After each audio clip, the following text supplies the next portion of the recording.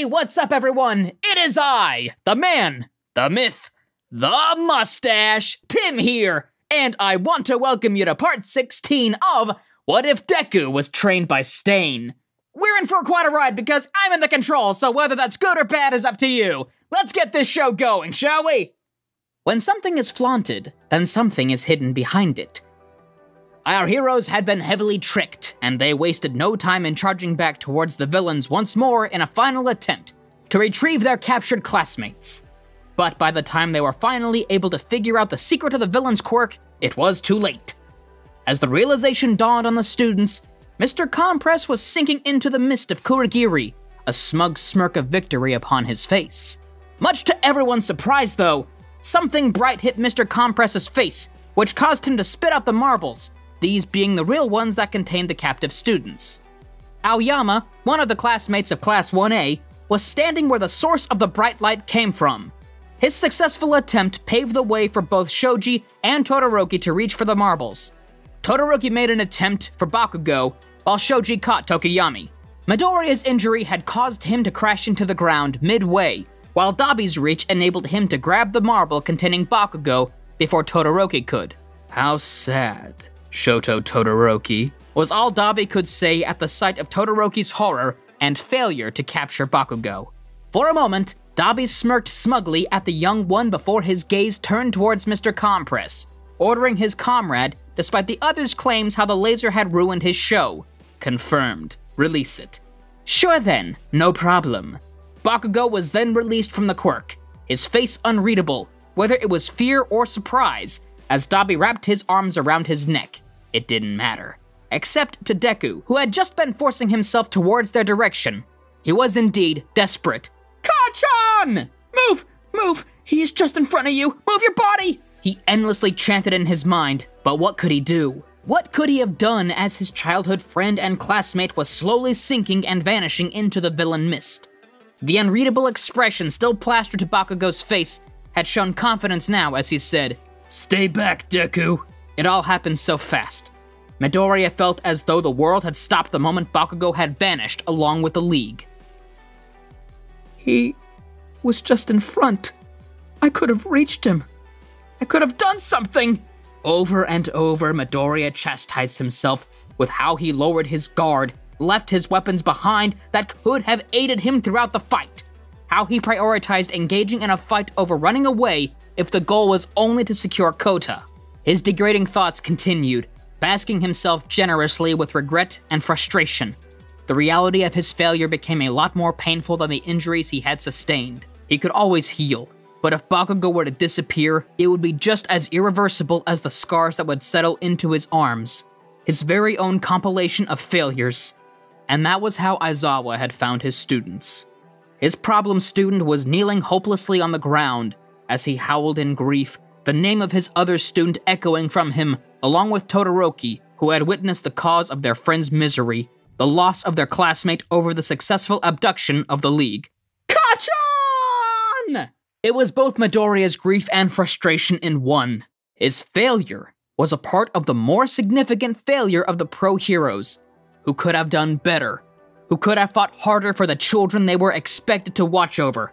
Aizawa realized tonight that regardless of how many of the students were only mildly to severely injured, while the rest were safe, nothing could erase the stain of their failure.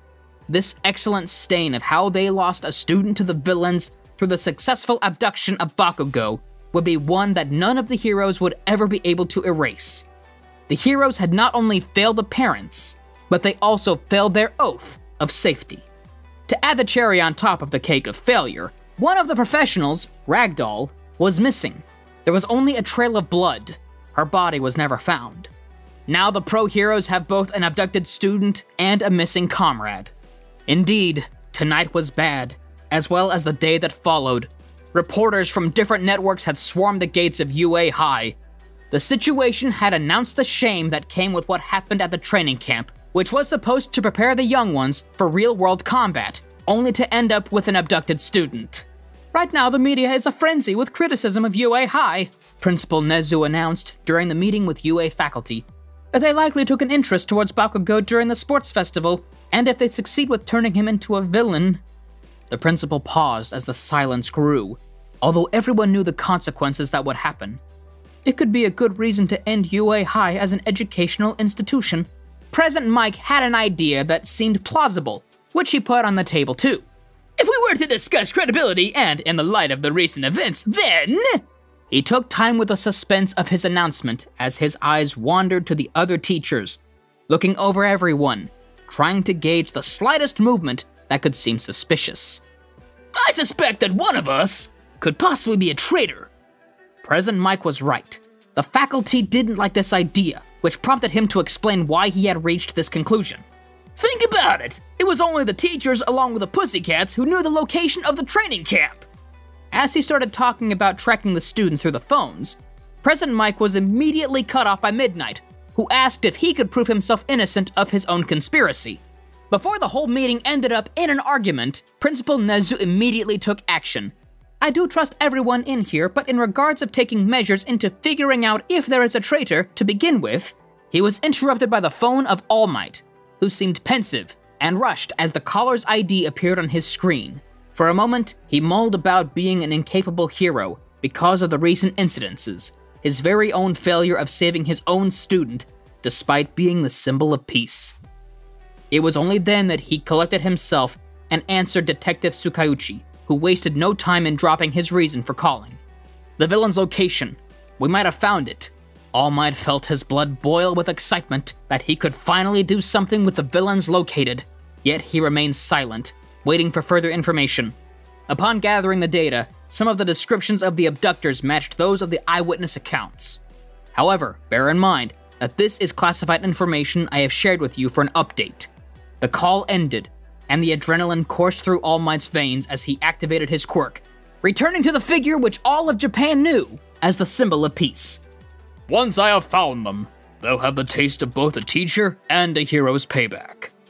Meanwhile, at the infirmary where the injured students were brought, Midoriya leaned back on the headboard. For 2 days he had been out of it. From the fever caused by his injuries, and the constant strain on his stamina, as Recovery Girl used her quirk to aid in the healing process. Izuku, please.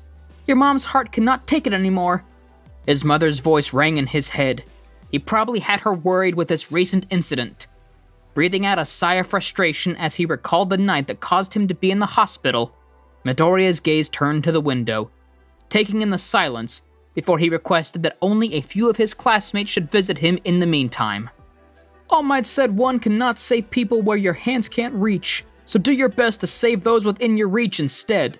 Tears were threatening to leave his eyes, while Bakugo's unreadable expression crossed his mind, his warning of not to follow. The purpose of my quirk, Kacchan. He was within my reach that time. He hated how it happened, just as what Aizawa had told him for just a while.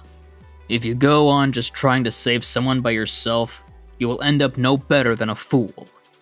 He reflected on it this time that while a hero's essence is to save, the hero's condition should also be considered in this equation, for a dead or injured hero cannot save anyone. Midoriya had learned his lesson the hard way, and he would not take it lightly this time. I thought you may have wanted this. His classmates Kirishima and Todoroki had entered, uninvited but welcome nonetheless, especially when the red-haired classmate carefully dropped various items, very familiar, on Midoriya's bed. They had retrieved his weapons, which he kept in his room when they were at the training camp. About what they just did, moreover, the implications of their actions and giving him his weapons was as evident as the sky. It held the request that he aid them in rescuing their abducted classmate by themselves. I can't sit around anymore, watching this whole thing unfold without any updates on where Bakugo is, Kirishima started before his eyes wandered to the weapons. I know you didn't like your belongings being touched without your permission, but I just did what I thought needed to be done, Midoriya. Admirable. Such a heroic quality unfolding. This initiative, Midoriya thought, impressed by the initiative that his two classmates showed, and that just maybe, the Hero Society wasn't hopeless in his generation. We heard Yaoyorozu was able to plant a transmitter on the Nomu of one of the villains that came that night. Todoroki continued as he heaved a sigh, gathering his thoughts as he proceeded. In other words, Todoroki's heterochromatic gaze met Midoriya's viridian ones. Midoriya knew where this was going, and he liked the direction. We could ask her to make one. However, their conversation ended as Ida, who was listening to them the whole time, stepped into the room, face full of disapproval as he looked at Todoroki and Kirishima. For they had barged into the room just to suggest something that the professional heroes forbade them to meddle with. This matter should be left to the professionals. As your class representative, I am heavily against this course of action. Kirishima lost his composure with the sudden outburst of their class representative. He knew well that they should not meddle, but I know that damn well, man. But I couldn't stand to just do nothing. Hearing a friend being targeted? I couldn't do anything. Disappointment upon himself was evident with how the red-headed young hero spilled his frustration, which Todoroki and Midoriya could heavily relate. If I don't do something about it here, then how could I even call myself a hero or a man? Dead silence permeated in the air as Kirishima finished his outburst. Ida remained composed to contemplate what his classmate just said, while Todoroki sojourned his neutrality. It was only a matter of deciding whether or not Ida would be able to convince them to abort their attempt. This is why, as he met Midoriya's eyes to seek his approval, Ida's attempt to stop the two would only be futile. The green-haired young hero just smiled. However, his eyes were heavily bitter, and Ida was so sure he lost the moment Midoriya turned his eyes towards the window of the hospital room. This time we'll do it right. This time, we will be able to reach Kacchan. And that's it for our video, everybody, so thank you all for watching! We hope you've enjoyed it thus far. Now, before we go, there's a few things I need to go over with you before the video ends. First, we have a second channel called Anime Deep Dive. Anime Deep Dive goes over the hard facts and lore of a wide variety of anime, which is sure to expand your weeb knowledge guaranteed. On top of that, we have a third channel called We the Celestials Naruto What Ifs. It's what we do on this channel, but in the vast world and lore of Naruto. So go check that out if you're in the mood for some jutsu action! And also, on behalf of We the Celestials, I want to thank everyone involved in the production of today's awesome content. Their details will be in the descriptions below. Now, if you're perhaps interested in what we do here at We the Celestials, then I would like to extend an invitation to join the team. We only have one caveat: you must be 16 years or older to join our crew. You can find our Discord in the description below. Our Discord is an all-around fantastic place to be, whether you're a fan or you just want to hang out with a bunch of misfits. All you have to do is hit up the recruitment server and sign up for whichever category of work fulfills your interests. And that's it from us for today's video. So thank you all for watching, and please, I do hope you all have a fantastic day. Take it easy. Mustache out.